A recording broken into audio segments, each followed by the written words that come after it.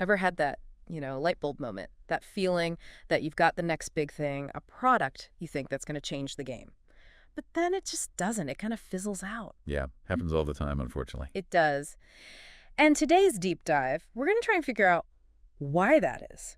How do you get from, like, cool idea to actually having a company that thrives? We're looking at some insights from a Harvard Innovation Labs lecture. They were talking about how to build products that actually scale. And whether you're, a full-on entrepreneur or just someone who's like fascinated by how things make it in the world, I think there's going to be a lot here for you. Totally. I think one of the things that really struck me is this idea that we always hear about product market fit. Right. That seems to be the holy grail. It is. Yeah, it's crucial. But it's really, I think, just the very beginning. There's a whole world between a product that people kind of like and a company that can really grow and make it. Right. So true. And one of the things that, well, actually, the speaker shared a personal story about this. Oh, really? Yeah. So he co-founded a mobile payments company way back when, like early days of mobile payments. Okay, yeah. And they were focusing on QR codes. Right. This is even before they were, huge in Asia like they are now. Mm. And get this, they landed deals with Walmart and Best Buy. Wow, impressive. Right. But things stalled out. What? Why? What happened? Well, basically, getting their tech actually working with these retail giants was a nightmare. Like trying to fit a, square peg in a round hole. These company systems, they were just so complex, the rollout became super complicated. So it sounds like they had the product market fit, at least on paper. They did. But I think what they really underestimated was just how hard it is to actually scale, especially within that kind of like bigger ecosystem. That's such a good point. It's almost like the tech itself is just one little piece of the puzzle. It is, yeah. It's way more than just the product itself. Absolutely. And speaking of, scaling challenges, the expert then brought up YouTube. Their story's legendary, right? Explosive growth. They're like a global phenomenon. But what's interesting is they were actually like on the verge of collapse before Google acquired them. Crazy, right? It is. It kind of makes you think. Even a product that everyone loves, it can't survive if it doesn't have a solid business model. Right. They had the users, they had the engagement, all that buzz, but they were just, they were hemorrhaging money. They hadn't figured out how to actually make money off of that huge user base. So it's not enough to just build something cool. Definitely not. You've got to have a way to, to keep the lights on, to fund all the development, and to actually be able to handle more and more users as you grow. Makes sense. It's like, building a rocket. You need the fuel, the navigation system, the launch pad, and like the whole team of engineers to make it all work. It's not just the rocket itself. I like that analogy. It's a good one. And that actually leads perfectly to another, iconic product, I think, the iPhone. Everyone always focuses on the touch screen, the like sleek design. Yeah, the cool factor. Right. But there's got to be more to it than that, right? Oh, yeah, for sure. Yeah. I think the real genius of the iPhone wasn't just the hardware. It was the whole ecosystem they built around it. So think about the App Store, and then even more than that, the introduction of in-app purchases. Right. In-app purchases. Such a tiny feature, but I bet it had a huge impact. Huge. So how did all those elements contribute to the iPhone being such a powerhouse? Well, the App Store, for one, it basically created this, like, marketplace. Right. A platform where developers could get their apps in front of millions of people. And so that, I guess, drove innovation, kept people using their iPhones. Exactly. But the in-app purchase model, that was the real game changer. It let developers, actually make money directly from their apps. Apple takes a cut, obviously, so everyone wins. And it meant there were constantly new apps, new features coming out. People were engaged. They were spending money. It's amazing how these like seemingly small decisions can make such a big difference to the bottom line. You really do. Absolutely. And this kind of ties into something the expert said that I found really surprising. It's about, as companies get bigger, they actually end up spending way more on sales and marketing than they do on actually developing the product itself. Is that true? Yeah, that's true. And it might seem a little counterintuitive, but when you think about it, as you grow, you got to reach more and more new customers. You're trying to convince them to choose your product. Yeah. And there's, so much competition out there. Yeah, that's true. You need a good sales team. You got to have targeted marketing campaigns, customer support. All that stuff costs money. A lot of money. So it's almost like the bigger you get, the more you have to spend to keep growing. In a way, yeah. But it's not just about spending more. It's about spending it in the right way, being smart about it. Okay, yeah, that makes sense. You got to understand your customers, get your message right, and really build up like a sales and marketing machine that can reach the right people. Wow. So we're talking about, product market fit, business models, sales and marketing. It's like a lot. Yeah. What's the first step? Where do we even begin if we're trying to build a company that can really scale? Well, first of all, you don't have to do everything at once. Right. You don't have to, conquer the world right away. Right. Focus on finding your minimum viable segment. Minimum viable segment. It sounds kind of like, minimum viable product, but for your target market. Exactly. You know how your MVP is, like that basic version of your product that you use to test the market? Right. Your minimum viable segment is the specific group of people that you're targeting with that MVP. Got it. Okay. It's about finding that niche where your product really solves a problem for people, like really well. So almost like finding your ideal customer. Yeah, exactly. Yeah, You're yeah. proving that your concept works, you're building up loyal customers, and you're showing that your product is actually valuable. I'm starting to get it. Start small, kind of dominate that niche, and then grow from there. Yeah, that's it. This is really helpful. But how do we actually find that minimum viable segment? Where do we even start looking? The best way, honestly, is surprisingly simple. You talk to potential customers. Okay, yeah, makes sense. But I mean, a lot of them. The expert recommends aiming for around 200 conversations. 200, wow. That's a lot of talking. It is. But the insights you get, they're invaluable. And remember, you're not pitching your product here. You're just trying to understand them, what their problems are, what they're already using, what they'd actually pay for. It's like being a detective almost. Exactly. Trying to figure out those hidden needs, those opportunities. That's it. And once you've talked to enough people, you'll start to see patterns. You'll notice certain groups, they have similar problems, similar budgets. They do things in a similar way. And that's where you find your minimum viable segment. Bingo. Okay, Hang.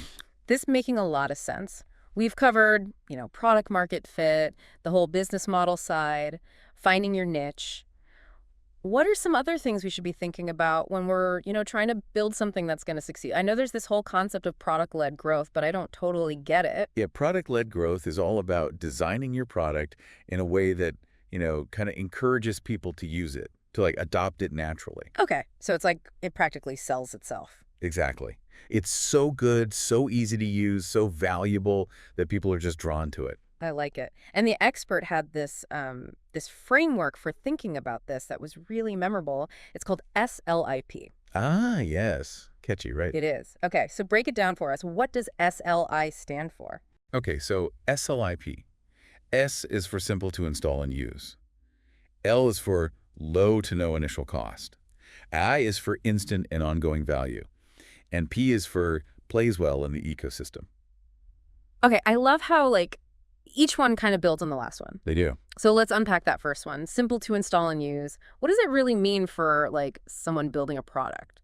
Well, you want to make it as easy as possible for someone to just start using your products right away. Right. Can they figure it out without having to read a million instructions? Is the setup process, smooth and painless? The easier it is to get started, the more likely people are going to stick around. Makes sense. You're taking away any of those moments where someone's going to get frustrated and give up. Exactly. And people give up so easily. They do. Okay, so we're removing those roadblocks. Onto the L in SLIP, low to no initial cost. This feels really crucial, especially when you've got a new product that's trying to break into the market. It is. Because the easier you make it for people to try it out, the more people are willing to, give it a shot. It's true. Free trials, freemium models, these are all good ways to lower that barrier to entry. It's like offering a free sample at the grocery store. If you like it, you're more likely to buy the full product. Exactly. Are there any companies out there that you think do this really well? Oh, yeah, tons.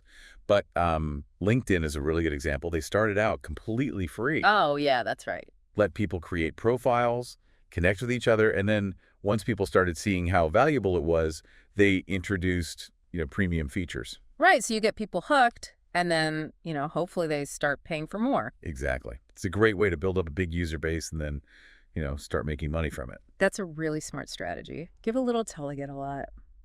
Okay, on to I. Instant and ongoing value. This one feels pretty, self-explanatory. People want results, right? And they want them fast. Right. It's all about, the effort versus the reward. If people feel like they're going to get a lot out of it, without having to put in a ton of effort, they're way more likely to switch to your product. And it's not just about that like initial wow factor, right? You've got to keep providing value. Yeah, you got to keep people engaged, give them reasons to keep coming back. Okay, so it's like those subscription boxes. The first time you open it, it's all exciting and new. But you're only going to keep subscribing if you actually like what's inside month after month, you know? Absolutely. It's about building that relationship with your customer and constantly like exceeding their expectations. Makes sense. Okay, and finally, the P in SLAP plays well in the ecosystem. What does that actually mean? It means that your product, it doesn't like exist in a vacuum, you know? Right. It needs to work with all the other stuff that your customers are already using. Ah, okay, so it's not about like disrupting their whole world. It's about making it better. Exactly. Think about it from the customer's point of view. If your product means they have to like throw out all their old systems and change all their habits, that's a big ask. Yeah, no one wants to do that. But if it fits in with how they're already doing things, Mhm. makes things easier and more efficient, they're much more likely to use it. Makes sense. Okay, so we've got SLAP, our framework for like, product-led growth. What else should we be thinking about? Pricing comes to mind. Pricing is huge, yeah. You've got to find that sweet spot where you're attracting customers but also making money. And, it's not about just setting a price and never changing it. Right. You can experiment with different models as you learn more about, what people are willing to pay. So there's flexibility there. Yeah, definitely. Think of it like a ladder. Okay. It might start with a freemium model to get Right. lots of people in the door. And then as they use it more, you offer different plans, with different features and prices to match what they need. Okay. This reminds me of how like JetBlue does their pricing. They have like a basic economy ticket, right? That's pretty cheap. But then you can pay more for like extra legroom or to board early. It's about giving people options, right? Letting them choose what they're willing to pay for. Exactly. The key is to make sure that each level, each tier, gives people enough value to justify the price difference. Right, that makes sense. Okay, so we've covered pricing, this idea of product-led growth, finding your minimum viable segment. And remember, that plays well in the ecosystem part of SLIP. It really ties into something that the expert was like really excited about. Partnerships. Oh, yeah. Partnerships are huge. Yeah. I don't think people realize how powerful the right partnership can be. I know, right? It's like rocket fuel for growth. So how does it work? Exactly. Well, think about it. You've got this amazing product, right? Yep. But you're still pretty small. Right. If you can partner with a company that's, bigger, more established, and in a similar space, it can open up so many doors. So you're leveraging each other's strengths. Exactly. It's a win-win. Yeah. The big company, they get to benefit from like your fresh ideas and your, speed and agility. And you get access to their resources, their customers, their credibility. Makes sense. Do you have any examples of partnerships that you think have been particularly successful? Oh, yeah, tons. But one that comes to mind is the one between Shopify and Klaviyo? Klaviyo. They're an SMS marketing platform. Got it. By like integrating with Shopify, Klaviyo got access to like millions of e-commerce businesses. Wow. Huge potential market. Right. And that partnership helped them become like $1 billion company. That's amazing. It really shows how the right partnership can just like take a product to the next level. So we've got this great product. We've found our minimum viable segment. We're focusing on, product-led growth. We've got our pricing down. We're making strategic partnerships. Anything else? Anything else we should be thinking about? Well, as you're doing all this, it's really important to keep your long-term vision in mind. Where do you want to go with this? What's the big goal?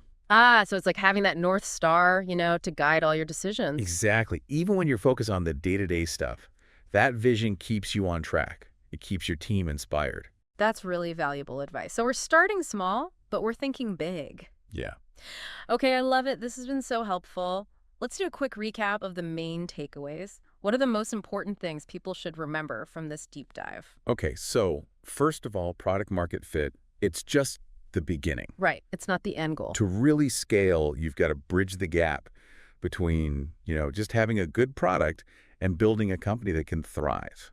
And that means thinking carefully about our minimum viable segment, focusing on product-led growth, using that SLIP framework, and of course, figuring out our pricing and partnership strategies. Exactly. And remember, all of this should be driven by, a vision a vision for what you're trying to build. Oh, that's so important. Don't just build a company, build something you actually believe in, something that makes a difference. Couldn't have said it better myself. I'm feeling inspired already. Before we wrap up, I know the expert had one final thought, a kind of provocation for our listeners, something to, like, chew on. Oh, yeah, he did. He said, you've got the product, you've found your market, you've got the strategy, but now think about this. What's that one, like, unexpected partnership? The one that could just, like, totally catapult your product to that next level. Ooh, I like that secret ingredient. Right. That elevates the whole dish. Exactly. It really makes you think differently about collaborations. It does. And sometimes those, like, most groundbreaking things, they come from those, like, really unexpected places. Totally. Think about, like, Lego and NASA. What? Yeah. That partnership, it led to these amazing, like, educational products, inspired a whole new generation of, little space enthusiasts. That's such a good point. Like, who would have thought those two worlds would, like, ever come together? It's inspiring, really. It makes you think, what other weird combinations are out there? Right. Just waiting to be, like, discovered. And that's what's so exciting about it. Being open to these new possibilities, challenging, like, how we normally think about things. That's how you unlock potential. That's how you create something truly, like, new and valuable. Love it. This has been such a great deep dive. I feel like I've learned so much about what it really takes to build a successful product and, a successful company. I'm glad to hear that. And remember, these principles, they apply to so many things, not just, tech startups. Could be a fashion line, could be writing a book. It's all about understanding, like, how to grow sustainably. So true. And for our listeners who want to, dig a little deeper into some of these companies and ideas we talked about today, we've got links and resources in the show notes. Yeah, check those out. And be sure to let us know on social media, what your biggest takeaway was. We love hearing from you. Until next time, keep diving deep and keep those, innovative ideas flowing. So what is it? What's the final thought we should be thinking about? Well, he basically said, imagine you've got everything in place. You've got this great product. You've found the perfect market. You've got your strategy all mapped out. But now, here's the challenge. Think about that one unexpected partnership that could really take things to a whole new level. Unexpected, huh? Yeah, like maybe it's someone you wouldn't normally think of. Someone from a totally different industry or even a competitor.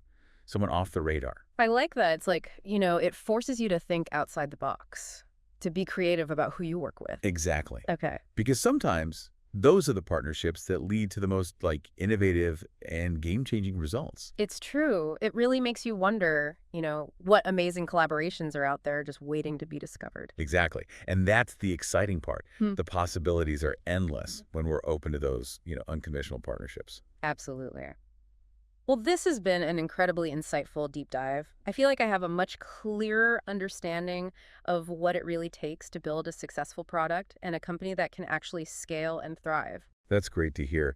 And as we wrap up, I just want to emphasize that these principles, they're not just limited to, the tech world.